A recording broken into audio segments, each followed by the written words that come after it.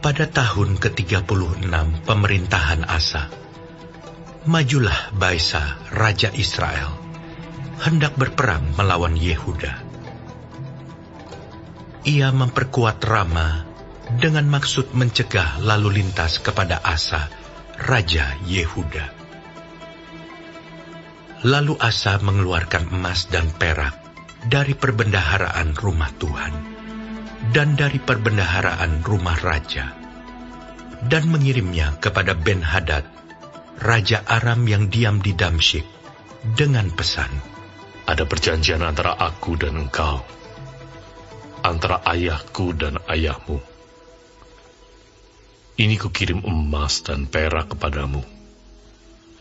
Marilah, batalkanlah perjanjianmu dengan Baesa, Raja Israel, supaya ia undur daripadaku." Lalu Ben-Hadad mendengarkan permintaan Raja Asa. Ia menyuruh panglima-panglimanya menyerang kota-kota Israel.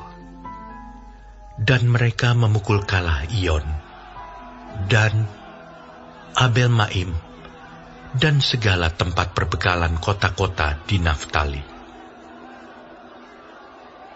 Segera sesudah Baesa mendengar hal itu, ia berhenti memperkuat Rama.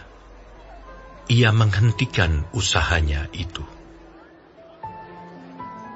Tetapi Raja Asa mengerahkan segenap orang Yehuda yang harus mengangkat batu dan kayu yang dipergunakan Baesa untuk memperkuat Rama itu. Ia mempergunakannya untuk memperkuat Geba dan Mispa.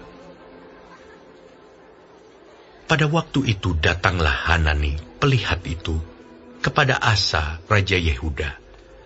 Katanya kepadanya, "Karena engkau bersandar kepada Raja Aram, dan tidak bersandar kepada Tuhan Allahmu, oleh karena itu, terluputlah tentara Raja Aram dari tanganmu. Bukankah tentara orang Ethiopia dan Libya besar jumlahnya?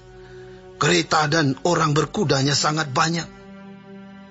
Namun Tuhan telah menyerahkan mereka ke dalam tanganmu, karena engkau bersandar kepadanya.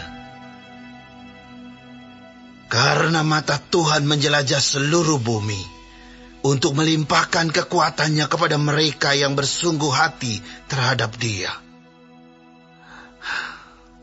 Dalam hal ini, engkau telah berlaku bodoh. Oleh sebab itu, mulai sekarang ini, engkau akan mengalami peperangan."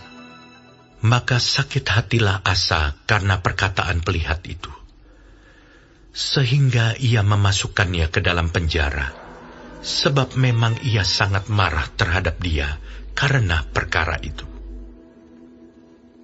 Pada waktu itu Asa menganiaya juga beberapa orang dari rakyat. Sesungguhnya riwayat Asa dari awal sampai akhir tertulis dalam kitab Raja-Raja Yehuda dan Israel.